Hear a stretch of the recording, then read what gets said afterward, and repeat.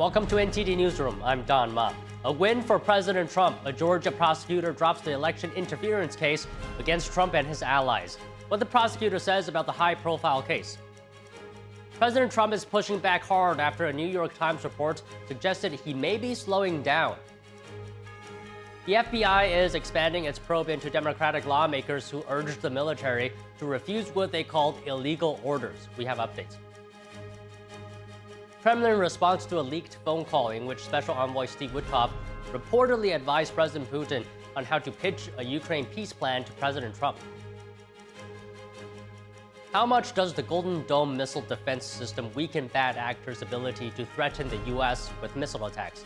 We discussed with a military expert. At least 36 people dead and 200 missing after a massive fire tore through a Hong Kong housing complex. We have the latest.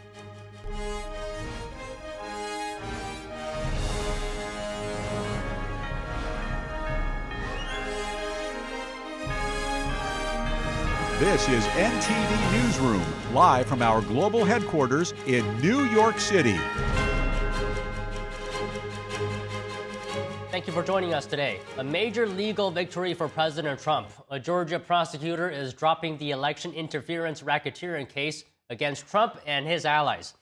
Fulton County Superior Court Judge Scott McAfee officially dismissed the case today. Peter Skandalakis is director of the Prosecuting Attorneys Council of Georgia. He decided to drop all remaining charges. He wrote in a court filing that it would not serve the interests of justice to keep prosecuting. Skandalakis assigned the case to himself earlier this month. He was unable to find another prosecutor willing to take it on.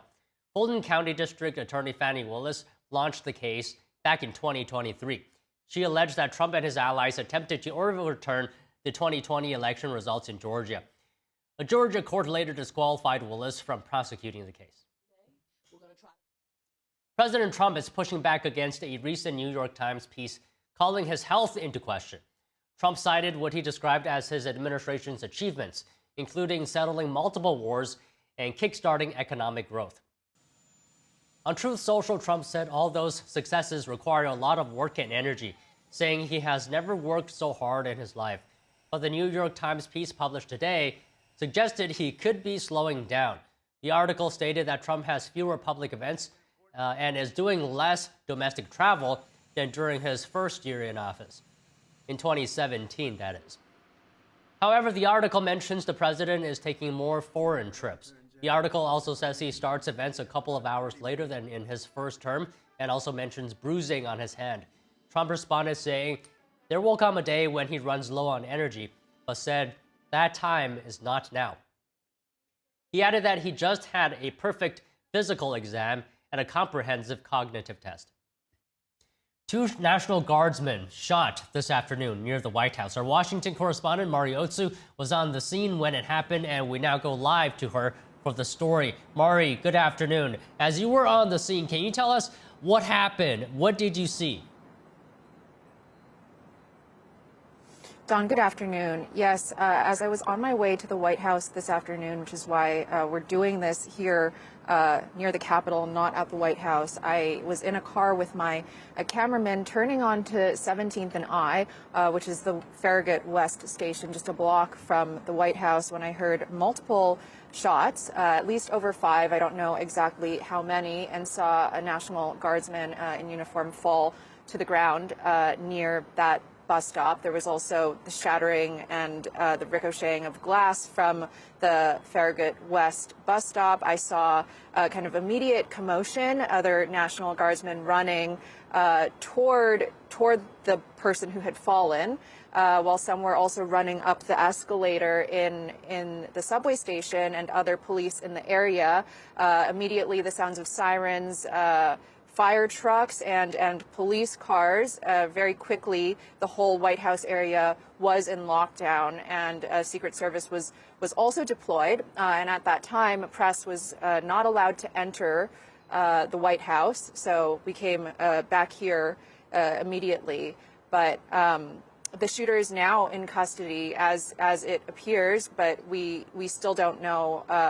Both of the guardsmen, I think, are in 2 separate hospitals, and we don't know what exactly their condition is, Don.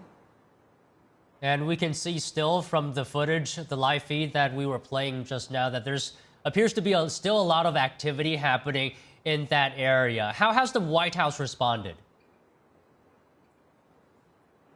Sure, Don. So the White House has been briefed, and President Trump himself, who's in Mar-a-Lago for Thanksgiving vacation, who's not at the White House right now, says on Truth Social, quote, "The animal that shot the two National Guardsmen, with both being critically wounded and now in two separate hospitals, but regardless will pay a very steep price." He says, "God bless our great National Guard and all of our military and law enforcement. These are truly great people." He says that as president of the United States, and everyone associated with the office of the presidency is with them, meaning the National Guardsmen. Attorney General Pam Bondi also took to X, saying that federal agents are on the scene and asks for us to pray for the National Guard. And similarly, FBI Director Kash Patel says that the FBI is assisting with the investigation. And DHS Secretary Kristi Noem says that she's working with local law enforcement to gather more information, as this is still a developing story. Don, back to you. Okay, Mari, thank you for the report and keep us updated. Vice President J.D. Vance and the second family are visiting Fort Campbell to celebrate Thanksgiving with the troops. Here is Vice President Vance. And that's that I don't have to follow a literal rock star before I give a speech. And they screwed that up the day before Thanksgiving, so every single one of them are fired. But thank you to Bob Ritchie, Kid Rock, because he's not just a great musician, he's not just a great American, he is a person who loves the soldiers of the United States Army, and we are proud and grateful for Kid Rock for being here today. I want to take another few moments and just say thanks to Major Josh Wilcox, Master Sergeant Aaron Duhacek, Mr. Jim Parks, Major Rob Wright, and every single soldier who made it possible for me to come and visit. Now, I won't say that the weather is cooperating because it's windy as hell and it is cold, man. It is cold up here. My staff told me to wear a jacket, and I said, nah, I'll just be fine. And here I am 2 minutes in, wishing that I had listened because it is really freezing cold up here. But we're gonna have a little fun despite that, because we are here to celebrate not just the United States Army, we're here to celebrate each and every one of you. And I know we've got some units here at Fort Campbell, and I want to give a shout out to each of the great units. So if you are with the 101st Airborne Screaming Eagles, let me hear you a little bit. Where's the 101st Airborne?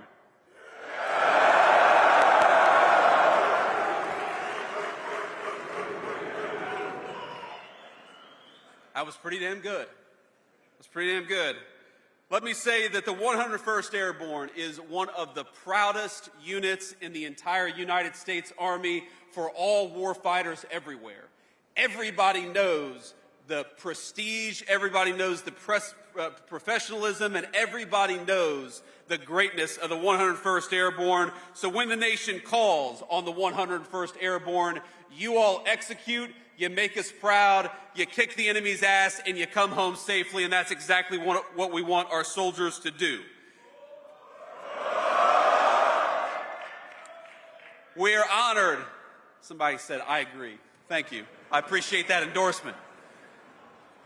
We're also honored to be here to welcome the men and women from the Strike and Destiny Brigades who just finished deployments in Europe and the Middle East. We're the Strike and Destiny Brigades.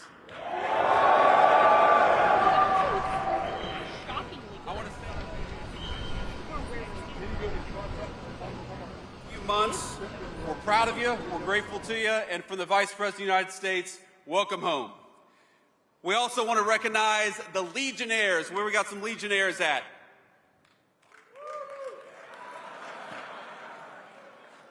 Like 5 or 6. We got some Legionnaires. How about the Night Stalkers of the 160th Special Operations Aviation Regiment? We got some Night Stalkers out here? A few? Like 3. They're all working right now. And I also want to give a shout out to the 52nd Ordnance Group, members of the 2nd Battalion, 44th Air Defense Artillery, the men and women who run the elite training schools here, and many, many more soldiers who make this one of the proudest military installations anywhere in the United States Army. And I want to tell you, just give you a message from the President of the United States. I know he couldn't be here, but the President is proud of our soldiers, and he's proud of every single one of you. So from the President of the United States, he just wanted to make sure that you knew he wished you a happy Thanksgiving, and he's grateful for all you do. Now, I'm proud and happy to serve with a lot of very good people. And one of them is my dear friend Dan Driscoll, who's the Secretary of the Army. Dan is doing a great job. And I also want to give a shout out to our incredible Secretary of War, Pete Hegseth. I think he's doing an amazing job. And you know, Pete gave a speech at Quantico, which is a Marine base. Don't hold it against us, but he gave a speech in Quantico a few months ago that I think is one of the best speeches that I've heard about the United States military, because he was talking about the incredible esprit de corps, and he was talking about the importance of holding the United States Army and all of our branches of the military to the very highest possible standards. And I listened to this speech, and I'm thinking as I'm watching this speech, man, Pete, this is a hell of a speech. This guy is one amazing orator, and he was talking about the importance of military standards. He said, and I'm going to quote here from his speech, "The new War Department golden rule is this: do unto your unit as you would have done unto your own child's unit. Would you want him serving with fat or unfit or undertrained troops, or alongside people who can't meet basic standards?" He was talking about the importance of bringing the highest standards possible to the United States Army. And I hear Pete saying that, and I'm like, hell yeah. That's exactly what we want out of the United States Army. I see a lot of you nodding your heads. And then he talks about the importance of this job and why we have to have the very best people doing this job. He says, because this job is life or death, standards must be met. And not just met at every level. We should seek to exceed the standard, to push the envelope, to compete. And this means that the War Department, first and foremost, we must restore a ruthless, dispassionate, and common sense application of standards. And I'm like, man, this is awesome. We're talking about bringing the highest standards in the world to the very best United States Army. I'm ready to run through a wall with this guy. And then Pete goes, no more beardos. I'm like, what the hell is that all about? He's talking about me. And I said to Pete afterwards, I was like, man, you had me. This whole speech was amazing, but you know what? The point is here that we believe in you so much, we believe in your mission so much, that we know that you guys can meet the highest standards in the world. And when you look to your left and to your right, we want you to know that you're serving with the very best and the very brightest this nation has to offer. Before I came over here, I was at the chow hall, and we got to serve some food to the soldiers there, and I was talking afterwards, just sharing a meal with a few of the soldiers, and a guy said to me something really interesting. He said that 250 years ago, when the Army started, there was a Prussian military leader who came over and helped train the very first United States Army, because of course back then we didn't have very many military experts in our country. We were still in our infancy. And what he said was very fascinating. I think the guy's name, he said, was von Steuben. Von Steuben said that it was only the Americans who just didn't need an order, but also needed to be... And you're watching Vice President J.D. Vance speaking at Fort Campbell, giving shout-outs to service members and saying they're going to bring back quality standards to the U.S. military. Okay, we're going to take a break now. 2 members of the National Guard shot in Washington, D.C. were dead. We're going to bring you the latest when we come back.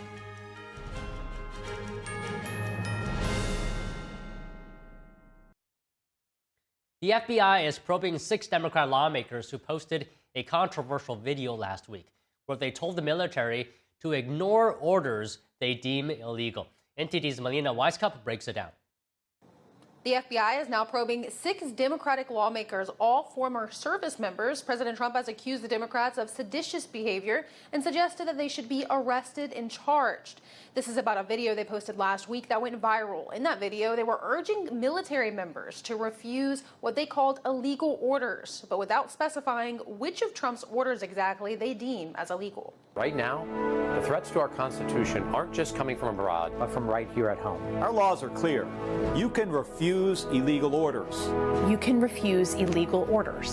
Initially, the Department of War was probing Senator Mark Kelly alone, a retired U.S. Navy officer, specifically seeking to prosecute him. Military officials accused him of violating the Uniform Code of Military Justice and federal law, including one that bars actions intended to interfere with the loyalty, morale, or discipline of the military or naval forces of the United States. Now the FBI is looking into all 6 of the lawmakers in that video, requesting interviews with each of them.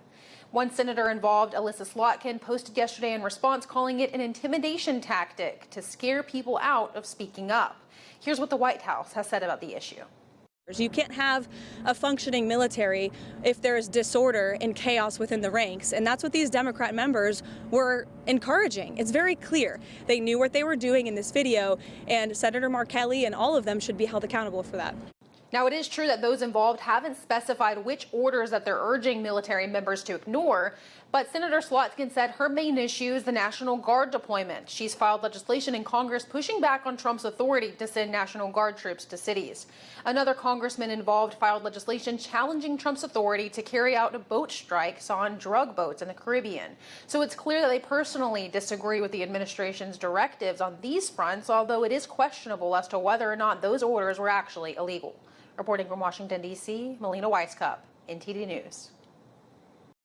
President Trump has signaled he is willing to talk to Nicolas Maduro as pressure increases on the Venezuelan regime. Our Washington correspondent Luis Eduardo Martinez has more on this story. The U.S. has designated the Cartel de los Soles, or Cartel of the Suns, as a foreign terrorist organization. President Trump has ordered the military to ready plans for strikes inside Venezuela and instructed the CIA to also come with plans for covert operations inside the country. But President Trump has also left the door open for negotiations with the regime of Nicolás Maduro. Maduro, the U.S. designated him the leader of this foreign terrorist organization. Why do you want to talk to him if he's the leader? If we can save lives, if we can do things the easy way, that's fine. And if we have to do it the hard way, that's fine too. Regional allies of Nicolás Maduro have begun turning their backs on him. Until recently, Colombian President Gustavo Petro had denounced the United States and shown support for Nicolás Maduro, but has now switched his narrative to admitting that Venezuela is not a democracy. Maduro's problem is called democracy, and I recognize it like this: lack of democracy and dialogue. No Colombian investigation, and this is independent of the president and carried out in years that I have not been president, shows us a relationship between Colombian drug trafficking and Maduro. Nicolás Maduro has remained publicly defiant. He has deployed the military and militias nationwide, and holding a replica sword of Simón Bolívar has asked his followers to defend the country and his regime against foreign threats. No hay excusa para nadie. There is no excuse for anyone to fail at this decisive moment for the existence of the Republic. No excuse for anyone, whether civilian, politician, military, or police. Let no one make excuses. Failure is not an option. The homeland demands it, our greatest effort and sacrifice. And with Simón Bolívar, I come to say that if the homeland demands it, the homeland will have our lives, if necessary. Since Nicolás Maduro took power over 10 years ago, 1/3 of the Venezuelan population has fled the country. Some 8,000 civilians have been murdered by the regime for resisting its authority. And it's also important to note that 1/3 of the total cocaine that it's smuggled into the United States from Latin America comes through Venezuela, facilitated by the Cartel of the Suns, which uses military installations in the country to traffic illegal drugs into the U.S. Reporting from Washington, D.C., Luis Eduardo Martinez, NTD News.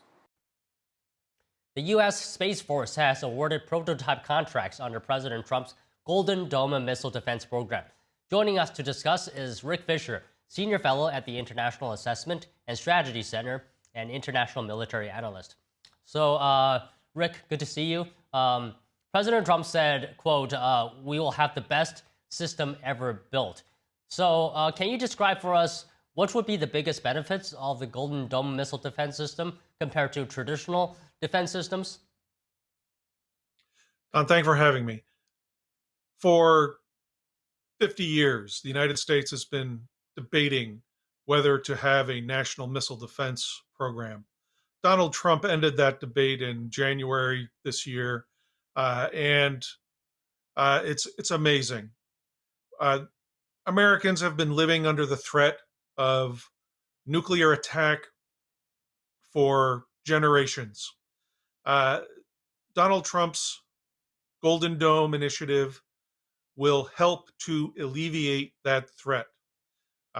He plans to spend up to $175 billion, most likely much more, to create an initial national missile defense capability before he leaves office in 2029.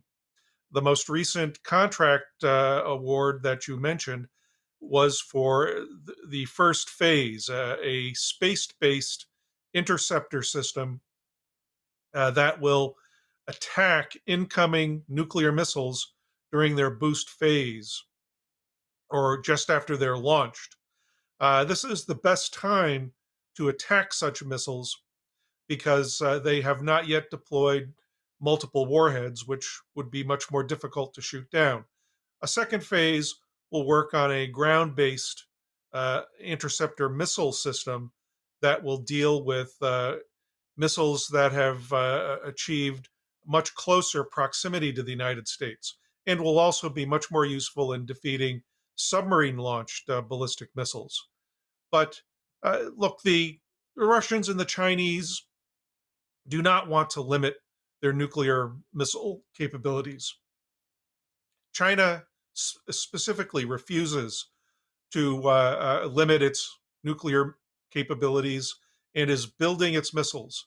It could have 1,000, perhaps many more warheads by 2030. Creating a national missile defense is perhaps one of the most useful ways to gain and achieve some kind of control, to build an incentive for China and Russia to enter into real nuclear weapons reductions negotiations.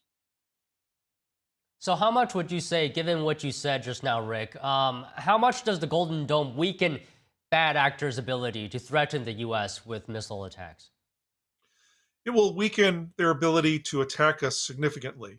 And by reducing the utility of their nuclear offensive systems, it will build an incentive. It will build a deterrent from using those systems in the first place and to consider the advantages of actual arms reductions negotiations all around. But I'm also wondering, Rick, if this missile defense system can undermine an adversary's confidence in their missiles' capability to strike the U.S., China, for example, could that also mean they're incentivized to build more missiles and more advanced ones? Just so that they still have the ability or the confidence to use these missiles as a threat against the U.S.? Yes, that is certainly a logical outcome. And the United States can build more missile defenses to counter them. But at some point, it's simply going to be useless to build ever more missiles. And at that point, it is expected that our adversaries, especially China, will begin to understand that it is far better to negotiate mutual security by reducing nuclear missiles rather than building ever more. The goal here is to convince China that it cannot achieve nuclear superiority. Now, China is also building missile defenses, and that's fine. Missile defenses are not necessarily able to kill people. only kill missiles. So negotiating a system in which missile defenses cancel out missile offenses is the real goal. This was the dream of President Ronald Reagan. And I remember that because as he was making these proposals in the mid 1980s, I was beginning my career in Washington, D.C., and I am elated that President Trump is finally realizing Ronald Reagan's dream and ambition. So, Rick, you brought up China's missile defense capabilities, and I just want to follow up on that. I'm wondering, how does China's missile defense system compare with that of the U.S.'s? Well, China has an initial ground-based missile interception capability. It is now producing a ground-based interceptor that is capable of taking down incoming intercontinental ballistic missile warheads.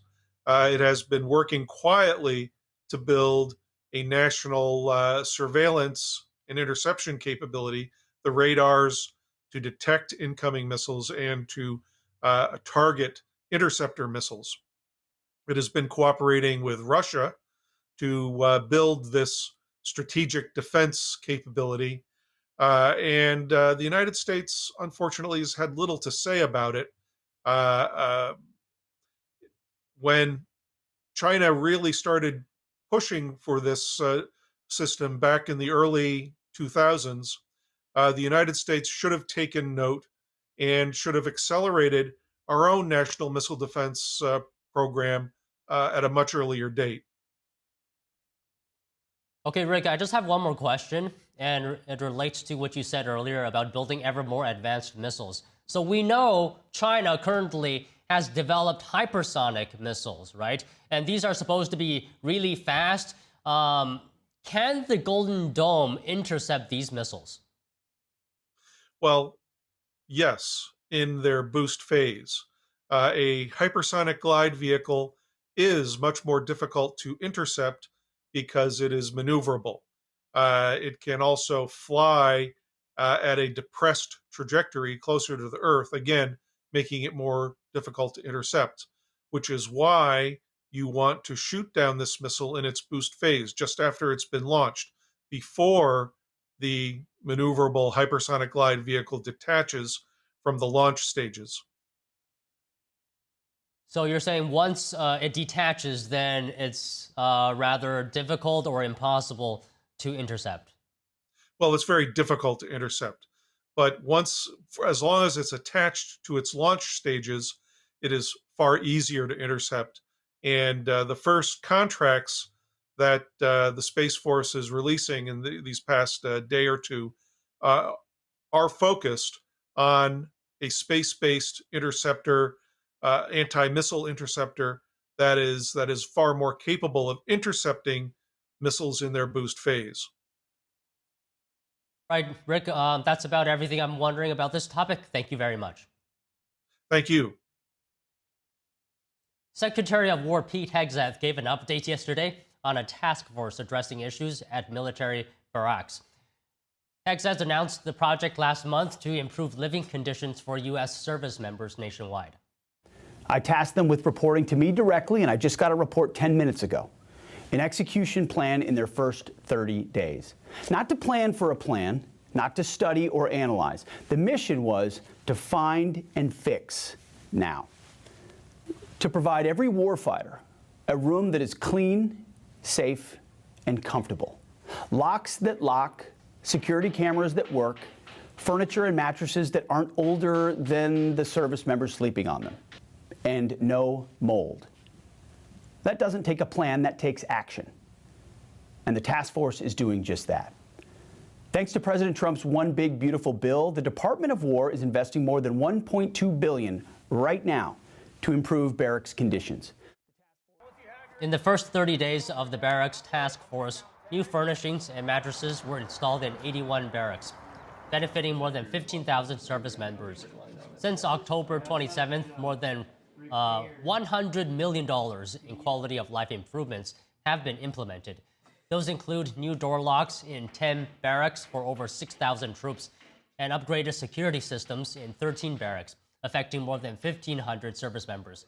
Hexed says monthly reports will track progress and ensure funds are spent on safe, clean, and comfortable housing.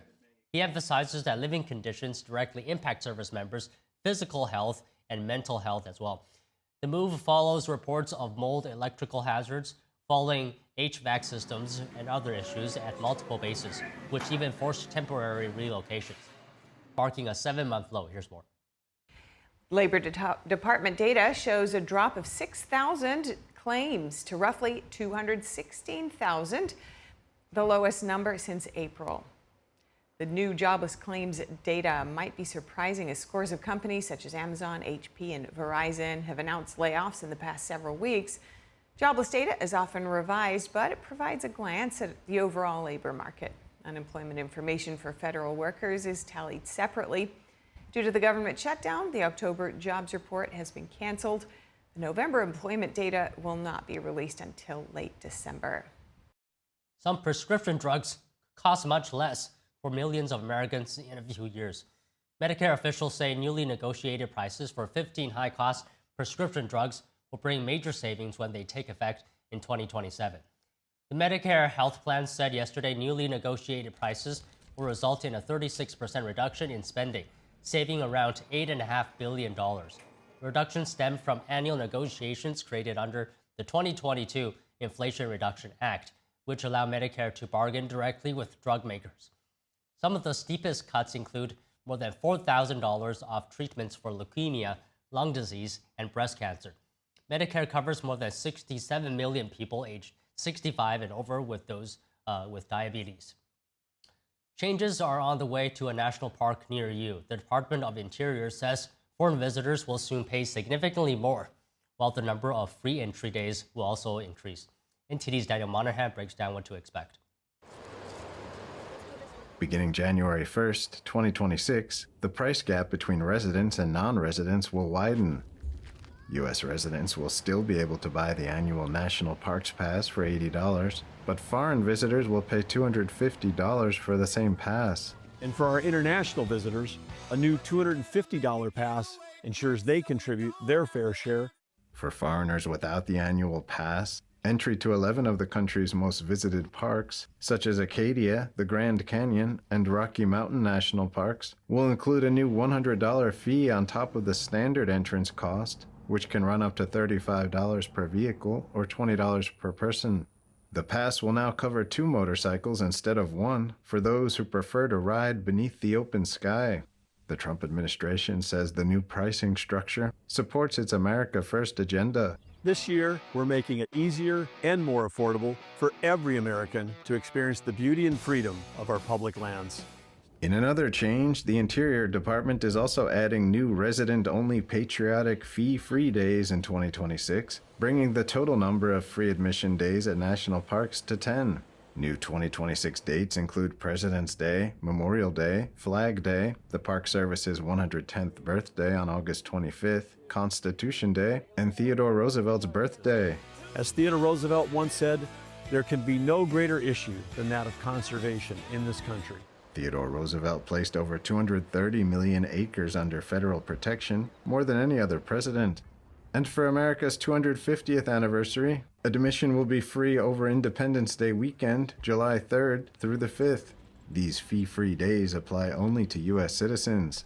Non-residents will still pay regular entrance fees. And new digital park passes are coming. Starting January 1st, visitors will be able to buy and store their national park passes virtually on recreation.gov and link them to any physical pass they already have.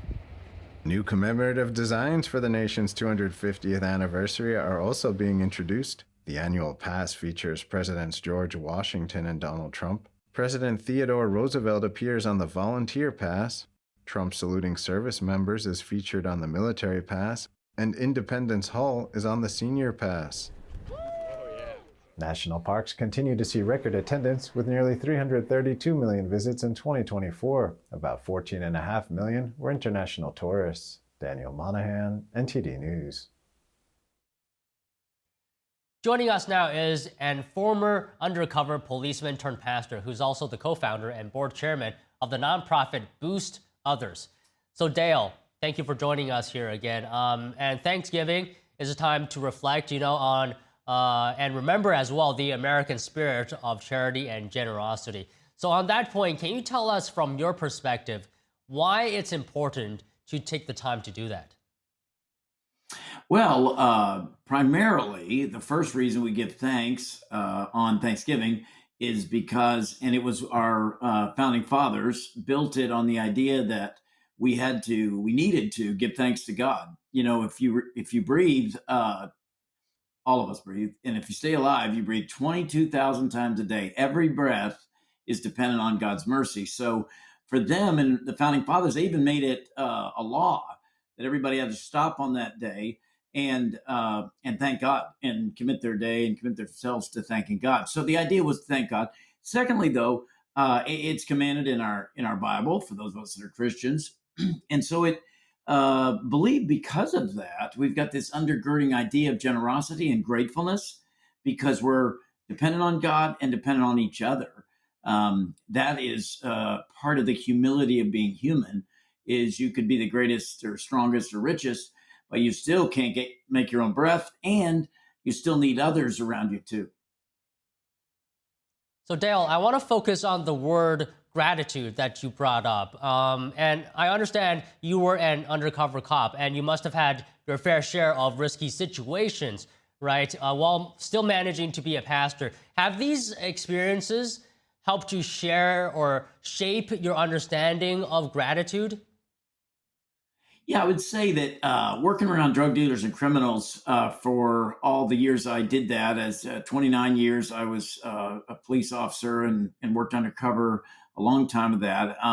And as doing that during that time, you realize that in the criminal element, there is no gratitude. The idea is to get and to take everything you can. And so if I was working undercover, really trying to get somebody to trust me, I could think of guys, drug cartels, and dealing with them face to face and hand to hand. It was not thank you. It was not that type of gratitude. Was not the key. The key was to win and to take and to succeed above the other.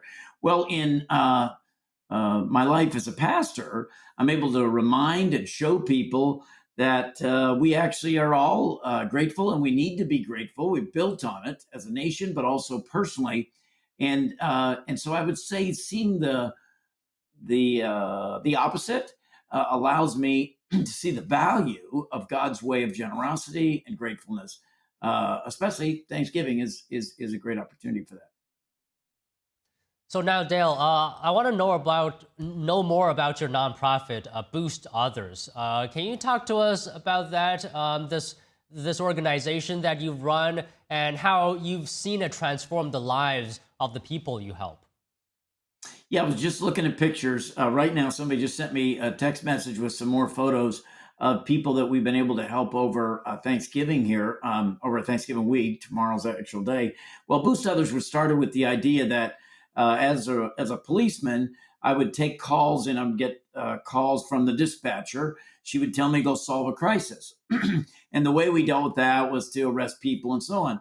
But, it's limited how much help you can give. Well, as a pastor with the gospel of Christ, we believe that people's sins can be forgiven. They can be reunited with Christ. They can walk knowing that he is with them. So with that kind of message, now we hear about a need through social workers. So we depend on hearing from social workers in the hospital, schools, police departments, Child Protective Services. All of those call us when they have a need that nobody else can fix. And that's when the police get called, is when everybody else can't solve it, you call the cops. And that's what we do as Boost Others, is we solve a need others can't. We run to the need as fast as we can. We try to resolve all needs within 24 hours of getting a call. We deliver, and then we try to solve something for people in their worst moment. Last couple of days, we've been doing food a lot, but we are excited to do all kinds of things. We do wheelchairs that are urgent. We do sometimes medical equipment that's urgent. Things that people can't get solved and the social workers can't solve through either government or through other ministries and nonprofits. So Dale, When I think law enforcement, I don't immediately also think about pastors. So I'm just wondering, what led you to become a pastor from a background of law enforcement? Well, actually, I was going to be a pastor originally. I went to Bible college when I was a kid, and I was going to go to work in the inner city. But the problem was I didn't really have any understanding of the community. I'd never really been in a tough spot. I'd grown up in a nice family. So anyway, I thought, why don't I join the police department for a year or two, learn, and then I'll be a better pastor. And instead, I stayed 29 years, ended up working in narcotics and worked undercover for about 22 years of that time, and was able to learn through that time that really God works, whether you're a newscaster, policeman.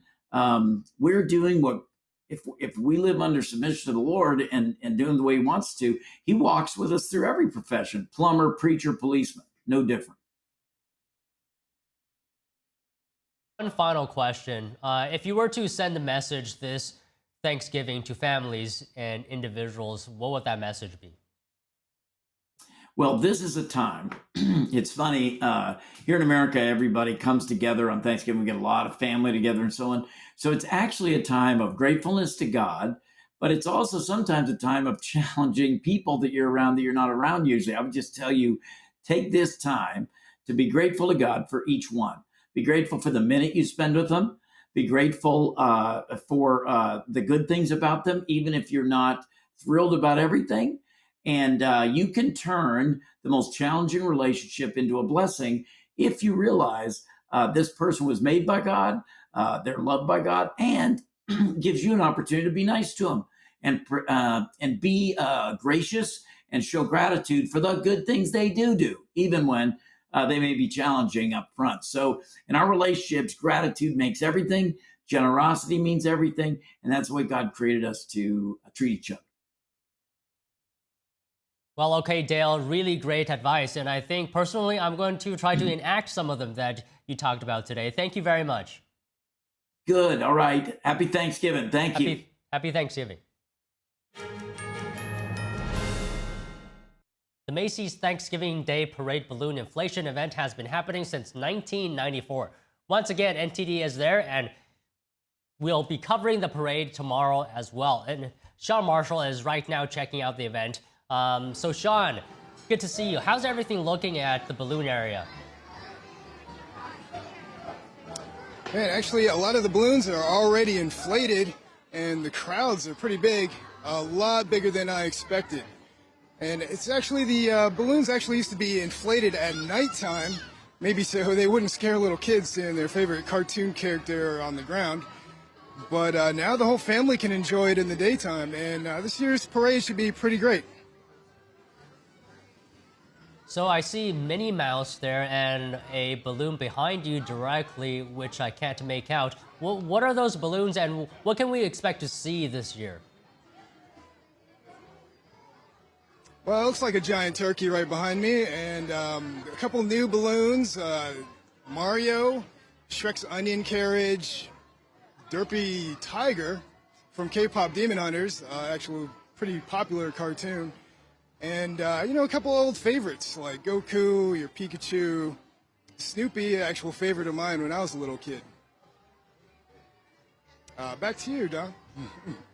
You know, a lot of people is trying to force me to watch K-pop Demon Hunter, and I've been reluctant, but I hear it is a good movie. Well, all right, Sean, thanks for talking to us today. A debate is heating up ahead of Thanksgiving. Families across the country are voicing their opinions about which traditional pie is best for the holiday. NTD's Andrew Thomas has more on their favorites. They're arguably two of the most popular Thanksgiving desserts, pumpkin pie and sweet potato pie. Sugar Magnolia Takery owner Elizabeth Arnold makes both. I would say the main difference is like the spice. So sweet potato is a lot sweeter. It has white sugar, brown sugar, and then the pumpkin pie is less sweet and more spicy. Many stick to their favorites every Thanksgiving. Customer Joan Stringer prefers sweet. Sweet potato pie. It's one that I make, it never fails, and my family loves it. The two Thanksgiving favorites have more in common than not. They're similar in color, taste, and texture. Those similarities make them all the easier to compare, but they each have their staunch supporters. Lori Robinson says her family's choice is about nostalgia and tradition. Pumpkin. I grew up eating it. My mom cooks it every Thanksgiving, Christmas, every time. So yeah, it's way better than sweet potato. Sweet tooths might decide to have both sweet and pumpkin at their Thanksgiving tables. Graydon Smith says he doesn't have a favorite. I really like them both. I'd probably have to flip a coin. The debate is likely to continue, but pie isn't just for the holidays, so there's plenty of time to try both. Andrew Thomas, NTD News. Media.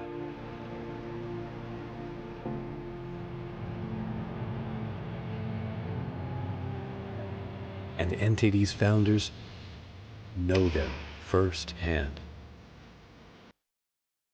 Our freedom of thought is the price. This is the lesson that guides us in everything we do. So there's the tear gas there. We know the value of a free society. And we take seriously the responsibility to preserve it. We are NTD.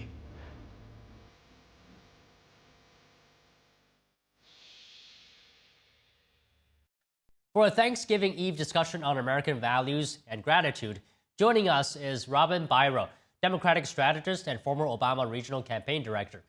And we have Angie Wong, Republican strategist and political columnist. So first of all, good afternoon to you both. And as we head into Thanksgiving, I just really wanted to have a conversation today about what unites us as a country, what brings us together. Because, after all, we have more in common, right, than differences. So Robin, I'll start with you. What would you say are the core values that unite Americans, regardless of politics? First and foremost is the American family. Right behind me are pictures of my own kids and family. And they're everything. So faith and family, that's sort of a universal. That's not just American. Unique to America are our freedoms. Freedom of religion, even freedom from religion, if you so choose. Freedom of speech. The pursuit of happiness. Those things are all uniquely American. And it makes me really proud to have been a soldier and to live right here and be raising my kids here, Don. So Angie, let me go to you. We heard some of the things that, Robin is proud of. What are some of the American values in your view that we should be proud of today?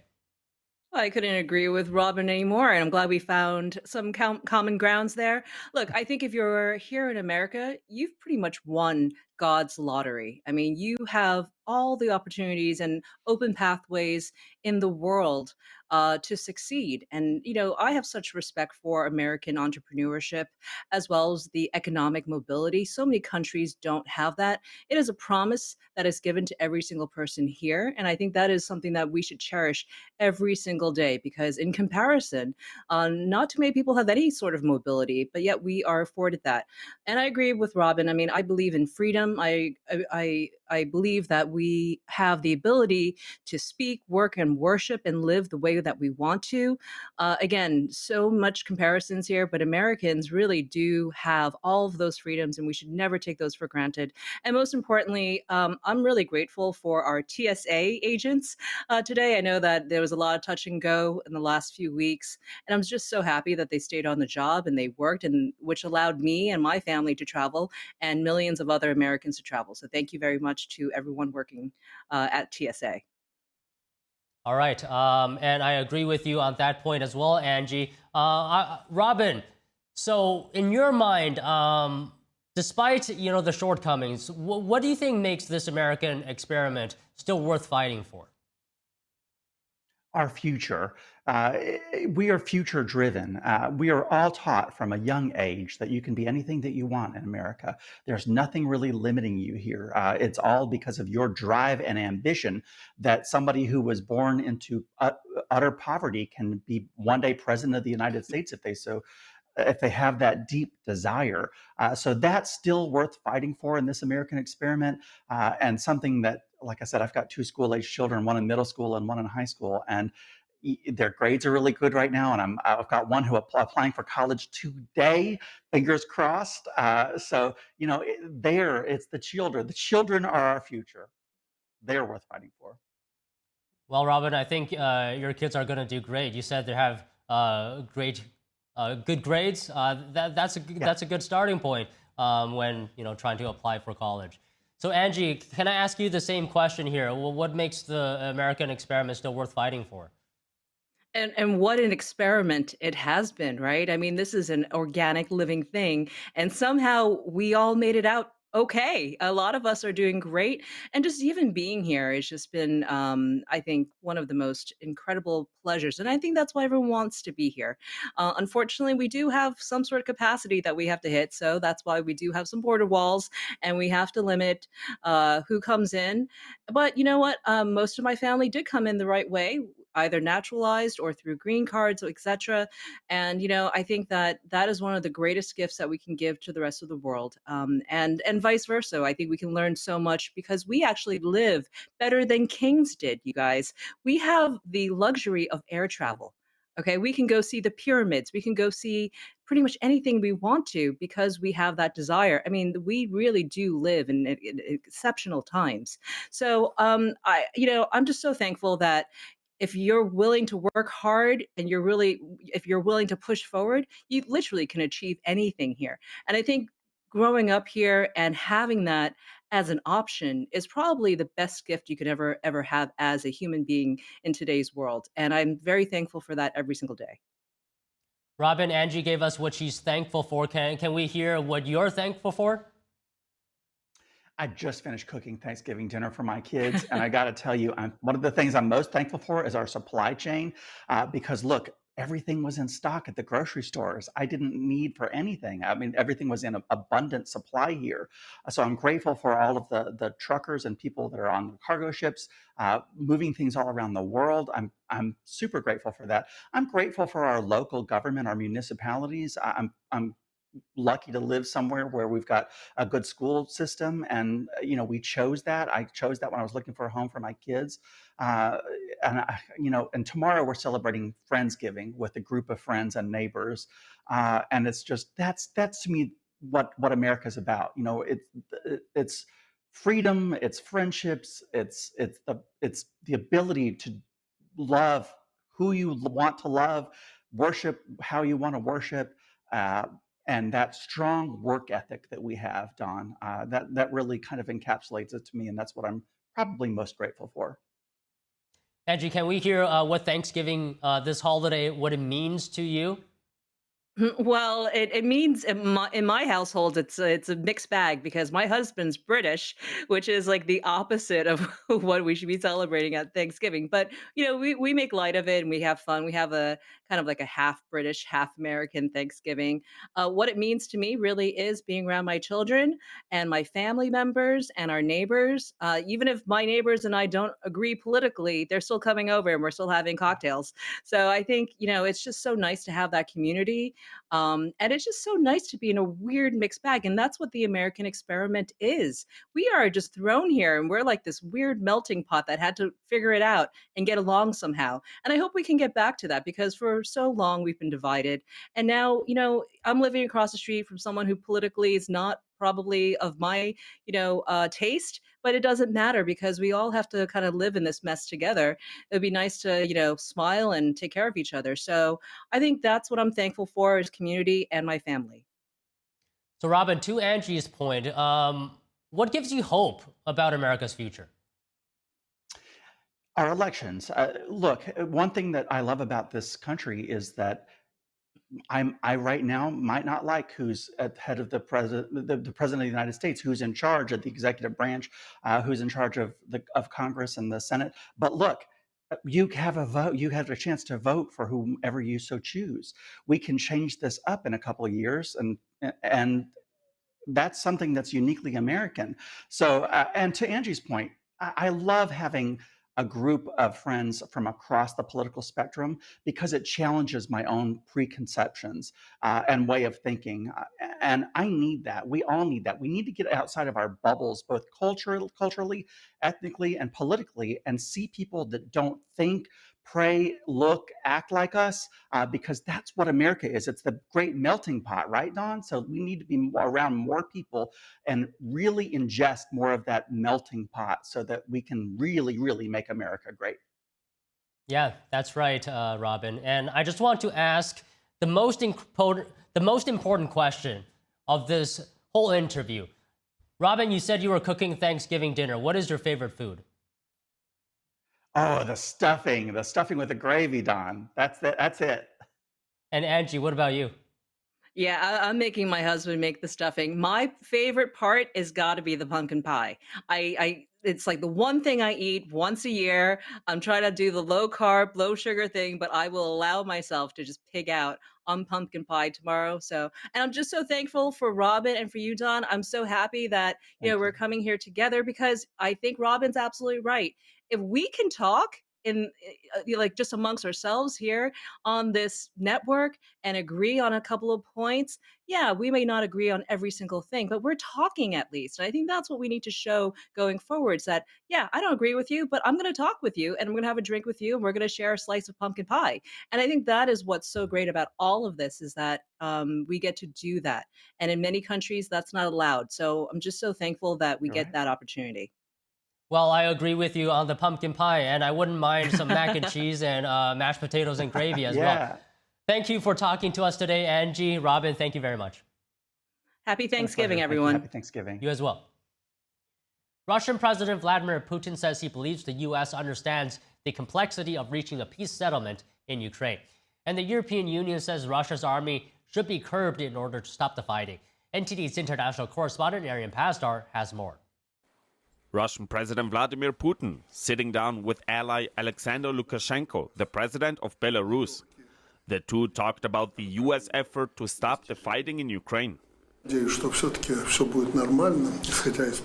I'll say publicly now what I told the Americans before. If they are delicate and understand that this is a complex matter that requires complex decisions. I think they do understand this, but we'll talk about it in more detail now.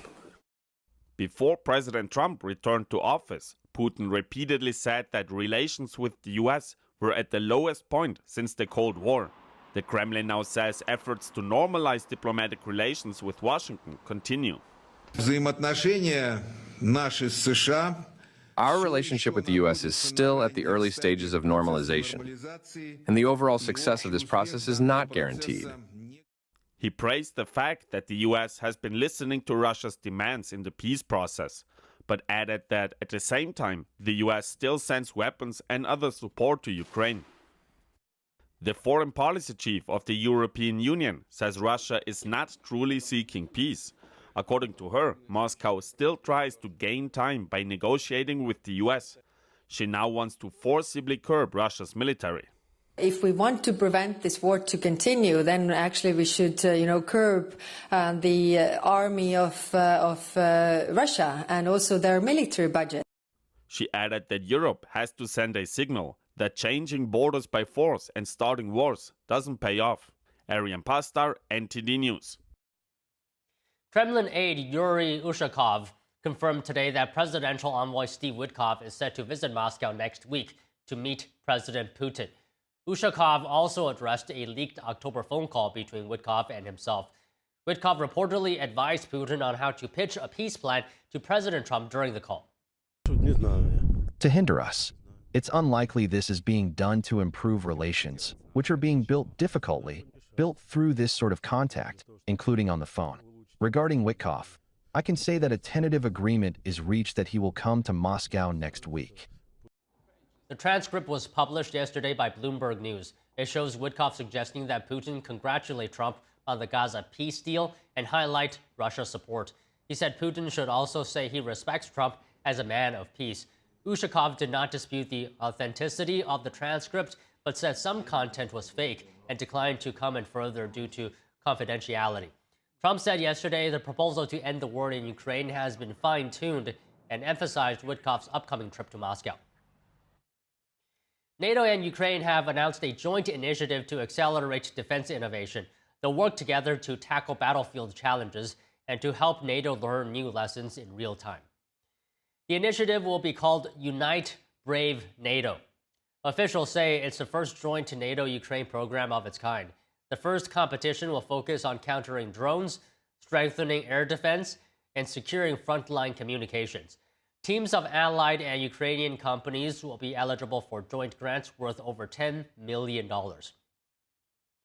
After a successful pilot competition, NATO and Ukraine are planning to raise funds to over $50 million.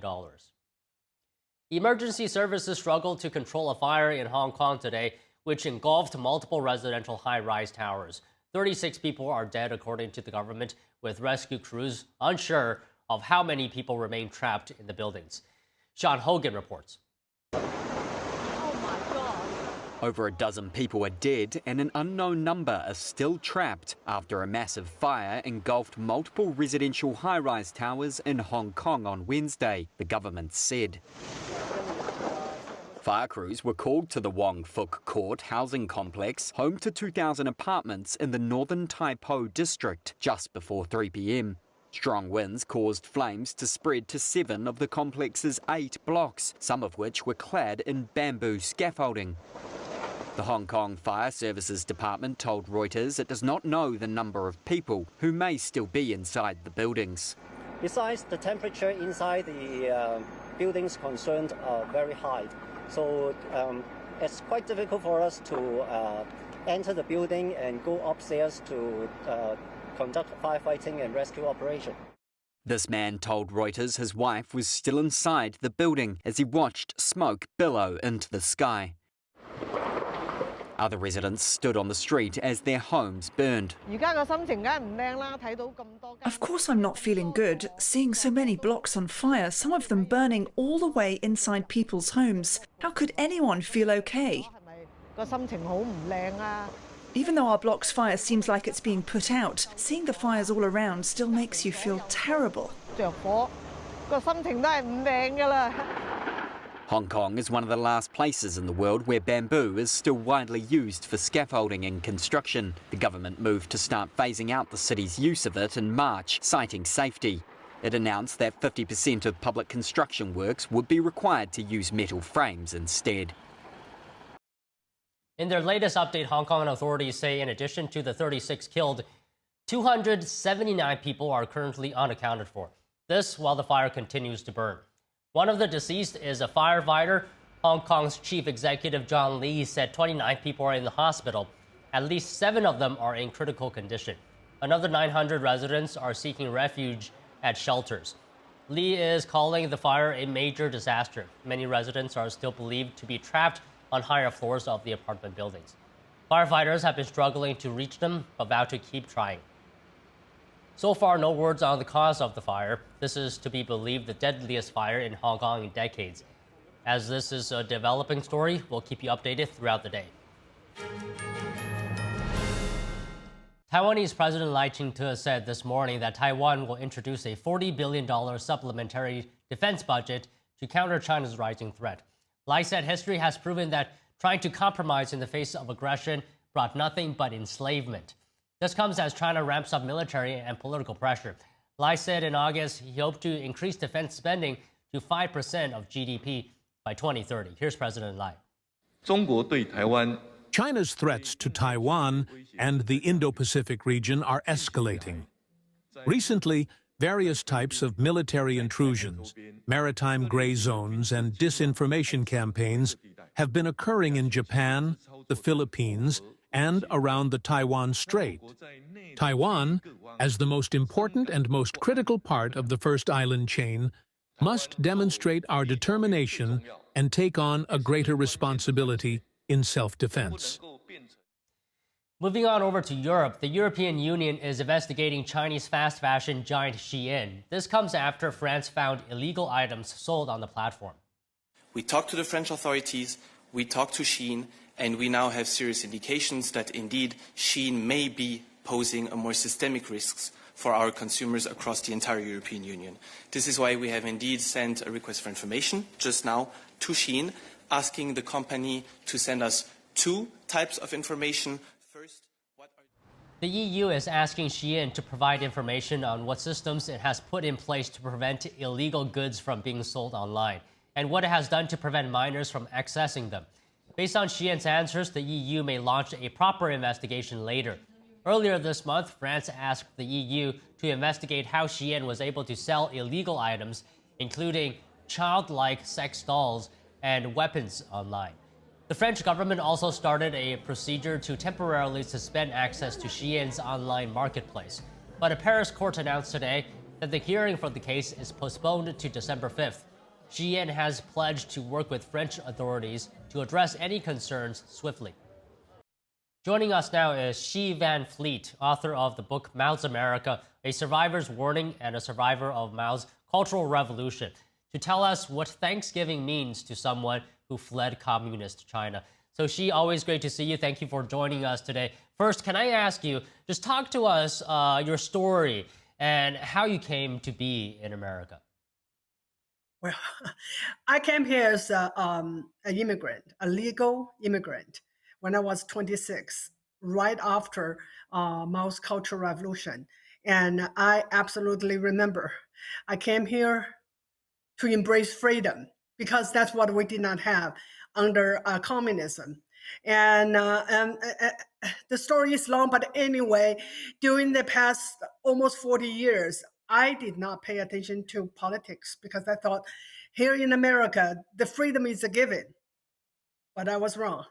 So in 2020, seeing what happened on the streets of American cities, I decided to speak up. And since then, I never shut up. That's the story. Well, in a nutshell, I guess that's your story, and we appreciate you always talking to us about it. Despite what you saw in 2020, right? What still in your mind makes America special? Freedom. People stop understanding what makes this country great. And so in the 2025 election, we've seen that a lot of people, they don't care about freedom. They want free stuff. That's why they voted for a communist mayor in New York City. And that's where we stand today. So we are talking about Thanksgiving.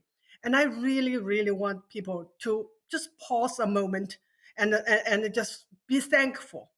Thankful that we live in the greatest country, the freest country in human history. That is absolutely a gift. That is a lottery. That is a privilege to live in this country.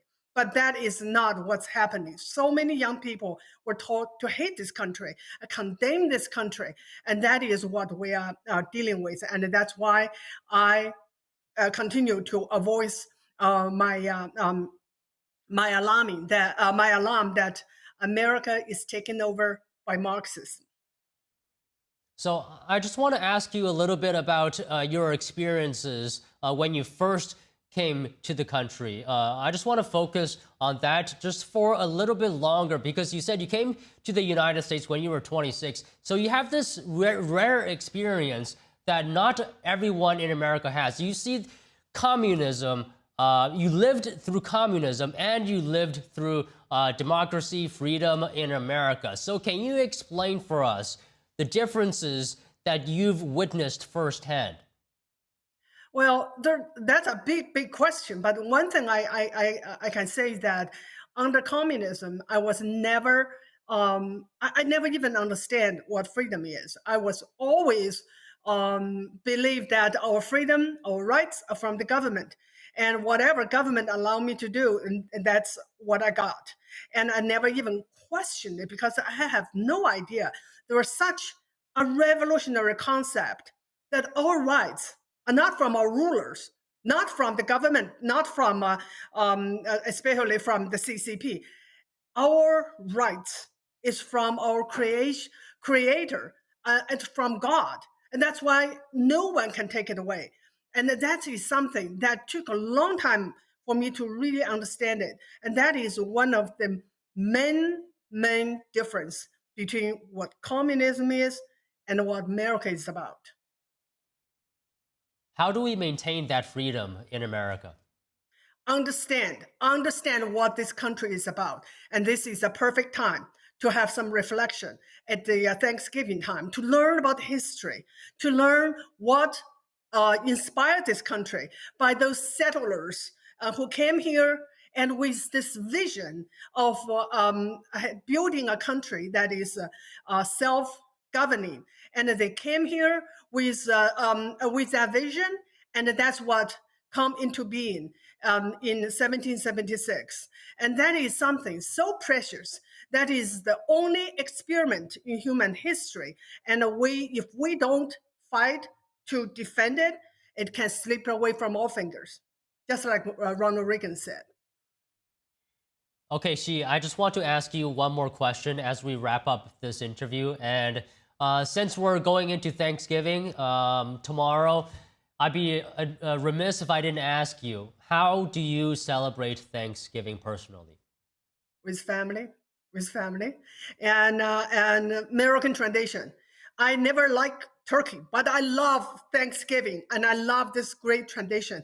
And just tomorrow, I won't be just having dinner and having fun. I'm going to be interviewed also by 新唐人 大纪元 so I love to do that because to me the best way to celebrate Thanksgiving is to defend this country. Right, and just for our viewers, those two Chinese words that you said translates to NTD and the Epoch Times, but just the Chinese language version. All right, Xi, always a pleasure to speak with you. Thank you for giving us your time today. Thank you. The first U.S. leader of the Catholic Church is sharing a message of gratitude ahead of this week's Thanksgiving holiday in the U.S.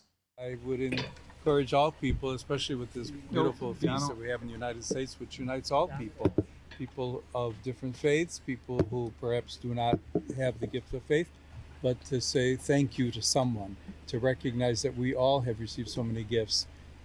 First and foremost, the gift of life, the gift of faith, the gift of unity, to encourage all people to try and promote peace and harmony and to give thanks to God for the many gifts we've been given. Pope Leo told reporters he was thankful for many things and encouraged Americans to be grateful as they enjoy their Thanksgiving feasts. The Pope made the comments to reporters in Castel Gandolfo, where he lives in Rome. On Thanksgiving, Pope Leo will be leaving for his first overseas trip. He's headed to Turkey and Lebanon, where he is expected to make an appeal for peace in the region and urge for unity among long-divided Christian churches. Now to the weather. As travelers prepare to head home for Thanksgiving, they're facing a surge of wintry weather with snow, rain, and gusty winds sweeping across large sections of the country. Here's more. A strong midweek storm will advance from the East Coast to the Midwest, bringing thunderstorms, rain along I-95, and wind-driven snow near major hubs like Chicago and Detroit. On Thanksgiving Day tomorrow, forecasts say conditions will clear for the New York parade, but lake effect snow downwind of the Great Lakes will create pockets of poor visibility. The snow intensifies Friday when lake effect bands could stack up more than a foot of accumulation in parts of the Great Lakes region. A second storm system is expected to develop over the central U.S. this weekend, threatening widespread delays from Denver to Detroit. By Sunday, the coldest air of the season pushes into the northern plains. Meanwhile, another system will spread rain and snow from the Rockies to the Mid-South. Today is the busiest travel day of the year in the U.S. Getting to the airport early was the strategy for most travelers at Ronald Reagan National Airport, just outside of Washington, D.C. The Federal Aviation Administration says this year's Thanksgiving travel season is expected to be the busiest in 15 years. Some travelers were already dealing with delays, but many were experiencing smooth travel with on-time flights and manageable lines. Car travel is also expected to be heavy. AAA expects 73 million people will travel by car for the holiday. That's 90% of all Thanksgiving travel. This year's Thanksgiving holiday comes just weeks after the government reopened following the longest shutdown in U.S. history. Air traffic controllers were among the millions of Americans who were unpaid during the 43-day shutdown.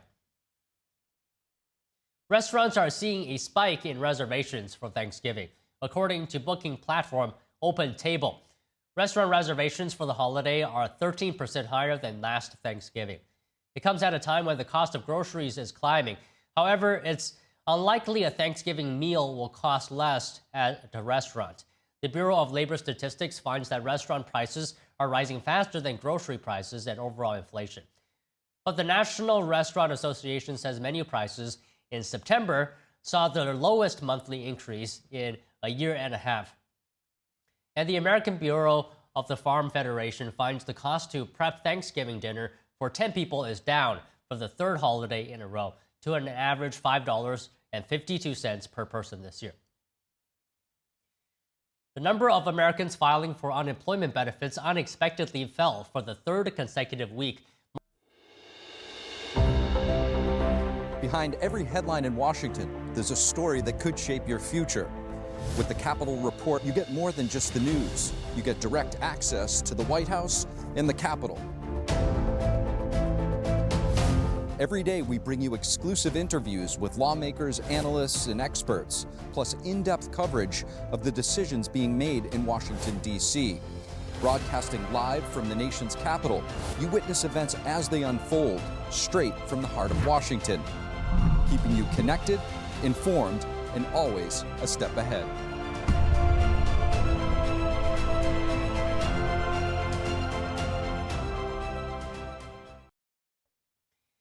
After Zohran Mamdani's victory in New York City, how is socialism being repackaged for a new generation?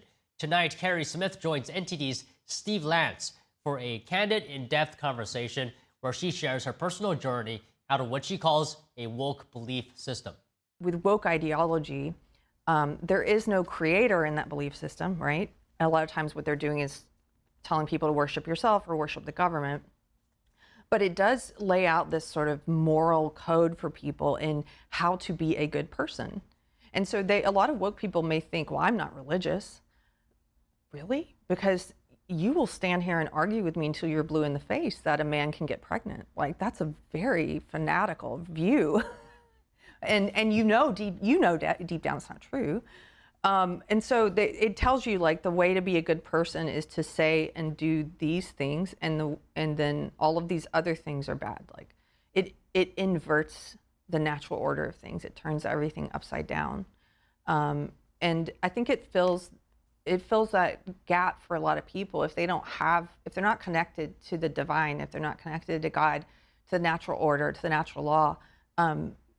It sort of gives them this fake way of discerning what is good and what is bad. It's just turning it upside down, though. Smith also opens up about the fear she faced leaving Hollywood and her former ideology, and how language is being weaponized to reshape public thinking. Catch the full conversation tonight on 101 with Steve Lance at 7 p.m. Eastern Time.